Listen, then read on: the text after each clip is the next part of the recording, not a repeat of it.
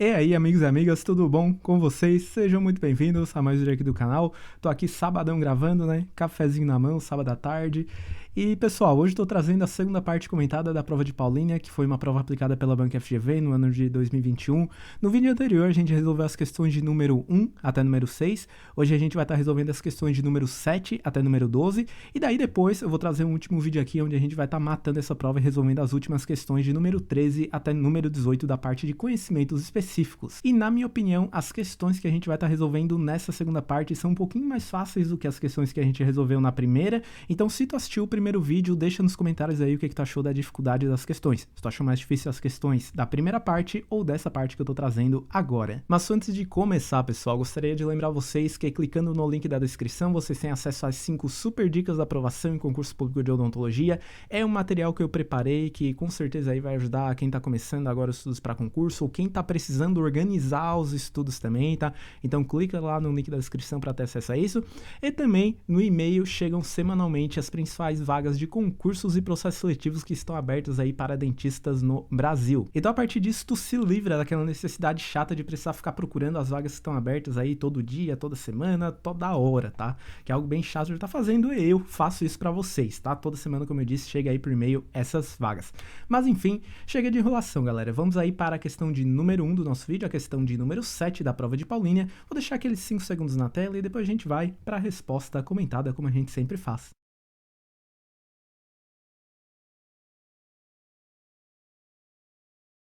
Então essa questão aqui, ela pede para a gente completar os espaços.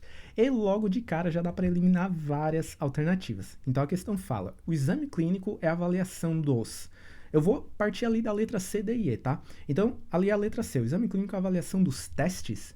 No exame clínico a gente avalia testes, pessoal? Não, né? Nada a ver. A letra D fala que o exame clínico é a avaliação dos parâmetros. É meio estranho também, mas a gente poderia avaliar, tipo, parâmetros de anormalidade e normalidade no exame clínico. Tá, beleza, então vamos deixar a letra D aí de pé. A letra E diz que o exame clínico é a avaliação dos raios-x.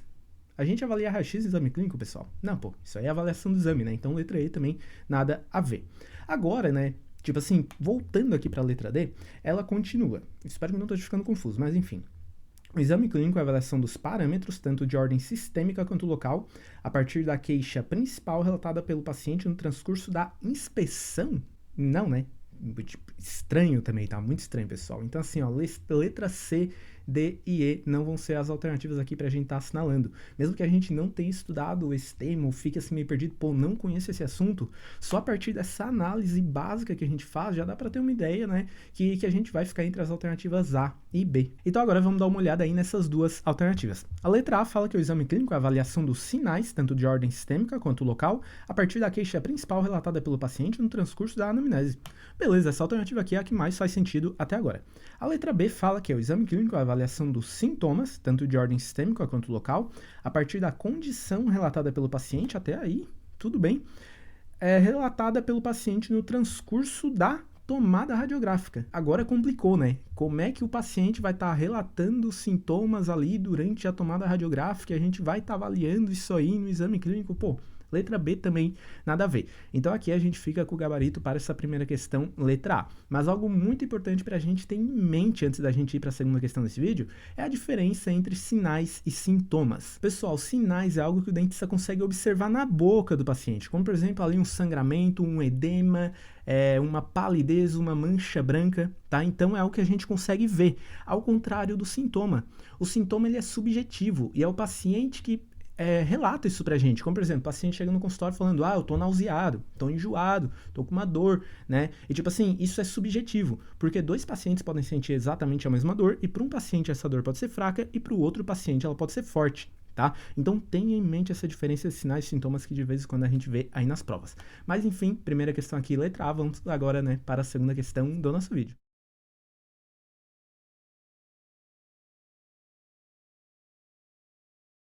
Essa questão aqui, na minha opinião, é uma questão um pouco mais difícil, mas quem estuda para concurso aí por um tempo vai conseguir matar ela de forma mais fácil, pessoal. Então ali ela pede para a gente assinalar a opção que apresenta uma possível complicação pós-exodontia associada à utilização de antirreabsortivos. A gente usa antirreabsortivos para quê, pessoal? Principalmente para o controle da doença de Paget e também de osteoporose. tá? Já aconteceu comigo algumas vezes em posto de saúde, de eu chegar assim, o paciente querer extrair o dente e tudo mais, eu perguntar se ele toma algum remédio, se ele tá bem de saúde, esse tipo de coisa, ele dizer que ele toma antirreabsortivo por causa de osteoporose, né? E daí, se a gente pega e extrai um dente de um paciente desse, ele pode ter um quadro de osteonecrose, tá? Porque apesar dos antirreabsortivos eles inibirem a reabsorção óssea, eles também prejudicam a remodelação, a recuperação do osso. E daí o osso ali, no local onde a gente fez a exonotia, ele não consegue se reparar direito e a gente vai ter esse quadro aí de necrose no tecido ósseo. Então, a partir de tudo que eu falei aqui, a gente já consegue matar essa questão. O gabarito para ela é letra D. E só complementando aqui a resposta, os principais exemplos de antirreabsortivos que a gente tem hoje são os bifosfanatos. Tá? E daí a osteonecrose em quem toma bifosfanatos pode acontecer tanto por um trauma local como também por causa de um tratamento odontológico mais traumático ali na região da boca. E caso a osteonecrose se manifeste, a gente pode daí controlar ela, tentar tratar ela com antibióticos sistêmicos, antibióticos locais. Em casos mais graves, daí a gente tem que fazer a remoção cirúrgica ali do osso, né, do tecido necrótico. E pessoal, muita atenção porque os antirreabsortivos não são os únicos medicamentos que estão associados à osteonecrose. Além disso, a gente pode também ter medicamentos antiangiogênicos que estão associados aí a esse quadro. Esses medicamentos, eles são utilizados para inibir o crescimento de tumores, porque eles impedem, né, eles diminuem a formação de vasos sanguíneos. Daí o tumor ele não vai ter irrigação e ele vai parar de crescer ou vai diminuir o seu crescimento. Mas como a gente tem uma formação prejudicial de vasos sanguíneos, caso a gente extraia um dente do paciente, por exemplo, aquela área ali, o local de extração ali do osso, tá, o espaço que ficou aberto, pode faltar irrigação para aquela localidade, daí a gente pode ter o quadro de osteonecrose. Tá? Então, muita atenção em relação a isso. Antirreabsortivos e antiangiogênicos podem causar osteonecrose. Mas, enfim, gabarito aqui para a nossa segunda questão, letra D. Vamos agora para a terceira questão do nosso vídeo.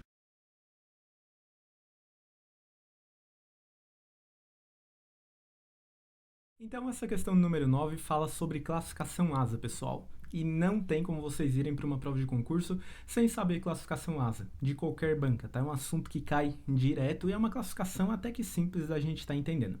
Mas a classificação ASA, ela classifica o estado de saúde do paciente para que a gente possa, o dentista, o médico e outros profissionais de saúde aí, para que a gente possa avaliar o risco de um procedimento que a gente vai fazer, né? Então meio que a classificação ASA padroniza esse tipo de coisa, que é algo muito positivo.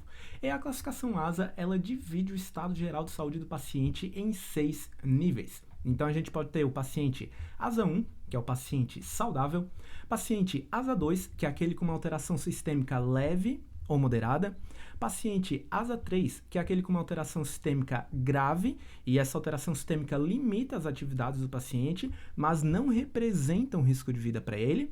O paciente ASA 4 já, né, pessoal, ele é aquele que tem uma alteração sistêmica grave, e daí essa alteração sistêmica representa sim um risco de vida para o paciente. O paciente ASA 5 daí é aquele paciente que ele passou por um quadro ali, uma condição de saúde, e que ele não vai ficar vivo por 24 horas, caso ele não passe aí por uma cirurgia. Os livros e tudo mais gostam de descrever esse paciente como paciente moribundo. Eu acho meio estranha essa palavra, mas tudo bem. E daí, por último, a gente tem o paciente ASA 6, que é aquele paciente com morte cerebral declarada e que é um potencial doador de órgãos. Então, a partir de tudo que eu falei aqui, a gente já pode responder a nossa questão, né? A nossa questão aí pede qual das alternativas ali cita um exemplo de um paciente que é classificado como ASA 2. Vamos ler alternativa por alternativa aqui.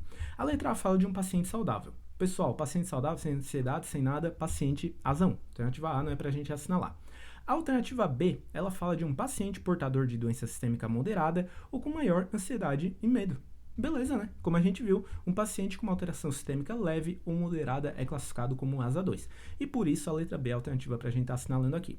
Já a letra C fala sobre um paciente ASA 3, pessoal, que é aquele que é portador de uma doença sistêmica severa, uma doença sistêmica grave, e essa doença limita as atividades do paciente.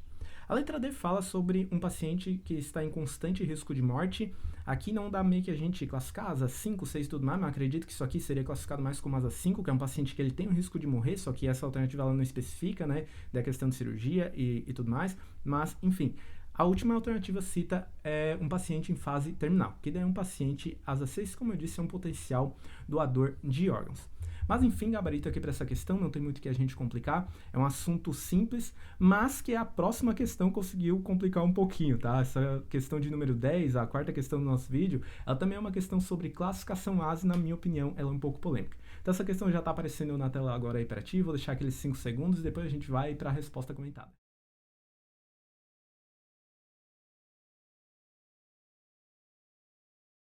E essa questão aqui é uma questão de associação de colunas e eu já vou te falar porque que eu acho ela polêmica. Mas enfim, ela passa 4 condições e a gente tem que dar a classificação ASA aí de cada uma dessas condições. Então vamos começar a discussão de cada uma dessas condições aí na ordem, pessoal. Então a condição 1 ali é a diabetes tipo 1 controlada. Aqui, na minha opinião, começam as polêmicas. Porque diabetes, a gente classifica ela controlada, né? A gente classifica ela como uma condição moderada ou severa, né? Porque a diabetes é uma condição grave, na minha opinião, tá? Só que ela está sendo controlada. E daí a gente começa a pensar na hora da prova, né? A gente tá ali ansioso, não sabe o que faz, assinala uma, assinala outra e tal.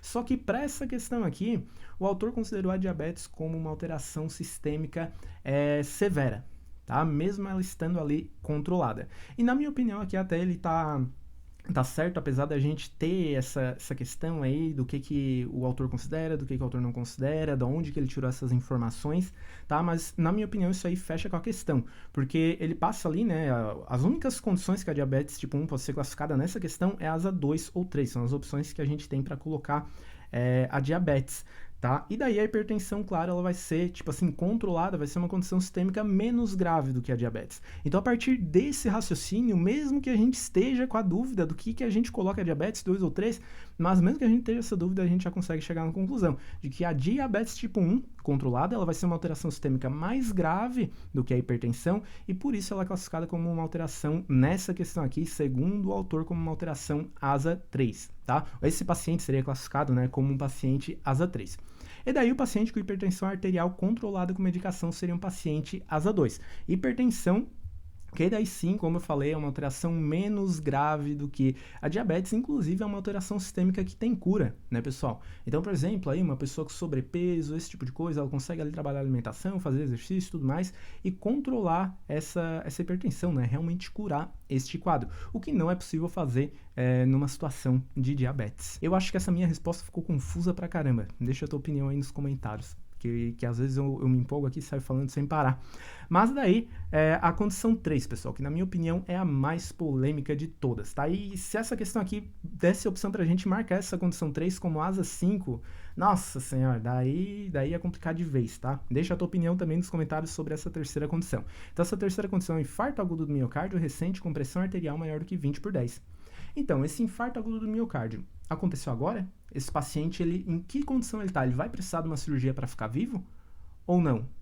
E sim, o infarto agudo do miocárdio, ele vai representar um risco de vida para o paciente, mas a questão meio que não especifica isso. Então, na minha opinião, essa condição poderia ser classificada como ASA 4 ou ASA 5.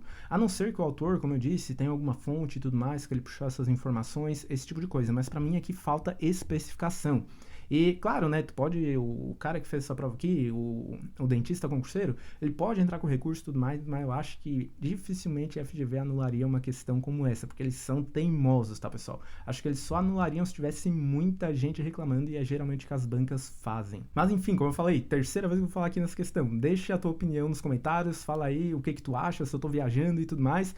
E, enfim, daí, o infarto agudo do miocárdio recente com pressão arterial maior do que 20/10 seria classificado como ASA 4, e daí, por último, a gente tem a morte cerebral, que é a classificação mais fácil de todas aqui pra gente tá marcando nessa questão, tá? E daí a gente só sabendo, né, que a morte cerebral ali, o tópico 4, é uma classificação de um paciente ASA 6, a gente elimina várias alternativas, né, pessoal? A resposta correta aqui para essa questão vai ser a letra E. Na real, agora que eu tô olhando melhor, a gente elimina todas as alternativas, tá? Então, só sabendo disso aí, a gente já, que o paciente com morte cerebral é um paciente ASA 6, só sabendo disso, a gente já mata essa questão. Eu preparei esse vídeo aqui para vocês, só agora eu percebi isso, tá? Mas, nossa, negócio interessante. Mas, enfim, resposta aqui para essa questão número 10, letra E. Vamos agora para a penúltima questão do nosso vídeo.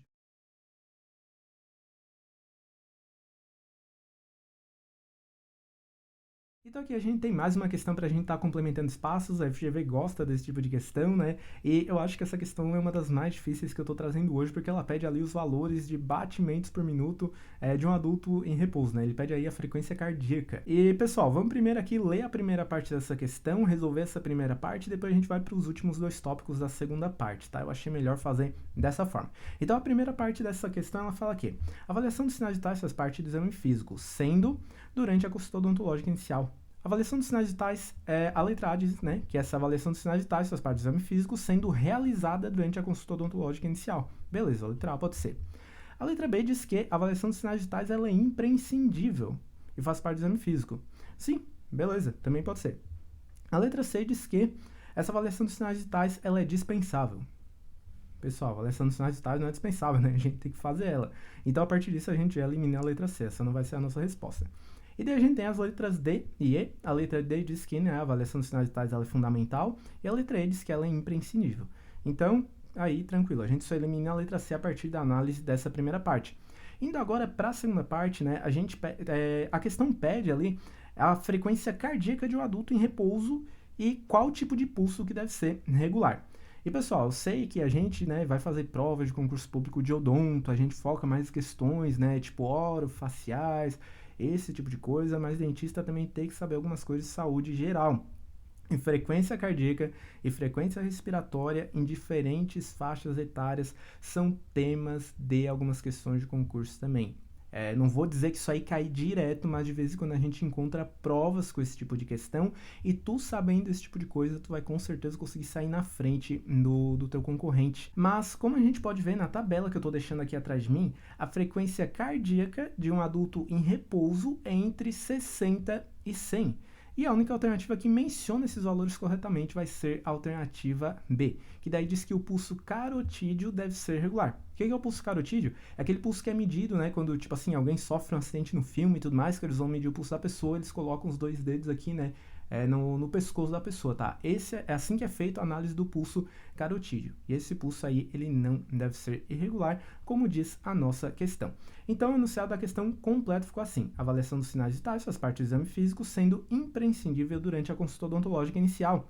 Em um paciente adulto saudável, em repouso, a frequência cardíaca deve estar entre 60 e 100 bpm e o pulso carotídeo deve ser regular. Então, gabarito aqui para essa questão letra B. Vamos agora para a última questão para a gente encerrar aqui o nosso vídeo.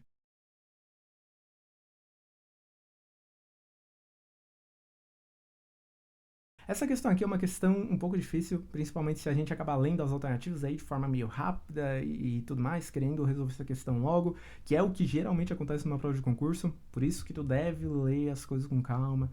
Tá ansioso? Para, respira, toma uma aguinha e depois continua a prova, para não perder questões como essa, tá? Então, a primeira alternativa da nossa questão, ela fala que as soluções injetáveis apresentam absorção mais rápida e segura. Isso é corretíssimo, pessoal. Como exemplos de vias de administração injetável, a gente tem aí via subcutânea, intramuscular e intravenosa. Tá? E daí sim, a absorção das substâncias vai ser mais rápida e também o efeito de ação do fármaco vai começar mais rápido. A alternativa 2 diz que o uso sublingual é um exemplo de via enteral de aplicação. Isso aí também é verdadeiro. Como exemplos de via de administração enterais, a gente tem a via sublingual, bucal, oral e retal. Pessoal, as vias de administração enterais são aquelas onde o medicamento entra em contato com o trato gastrointestinal. Não tem como tu ir para a prova de concurso sem saber disso, tá? Sem saber a diferença entre vias enterais, entre vias parenterais e sem saber exemplos dessas duas vias.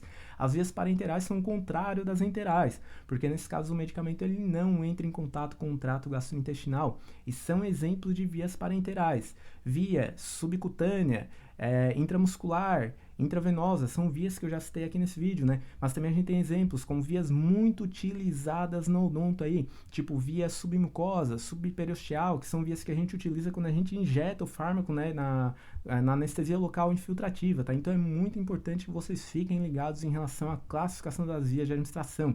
Isso aí é tema de qualquer prova de concurso público de odontologia, independente da banca. Mas por enquanto nessa questão a gente tem as duas primeiras alternativas verdadeiras e agora vamos aí para encerrar essa questão aqui.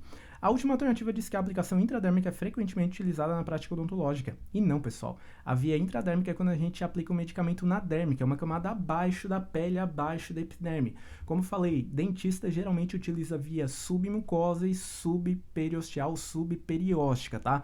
Já vi questão de concurso perguntar isso aí também, então anote isso aí no seu material ou baixe o material complementar que eu tô deixando aí o link na descrição.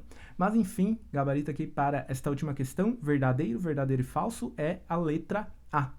E por hoje era isso, pessoal. Muito obrigado a todos vocês que acompanharam esse vídeo até aqui. Qualquer dúvida é só deixar nos comentários. Não esqueça de assinar 5 super dicas com as vagas de concurso também. Com certeza esse conteúdo vai te ajudar bastante. É um conteúdo gratuito que tu recebe por e-mail. Não tem spam, tá? Não é spam, eu também odeio esse tipo de coisa. Mas, enfim, muito obrigado mais uma vez. Qualquer coisa eu tô disponível. Espero todos vocês na próxima. Até mais e tchau, tchau.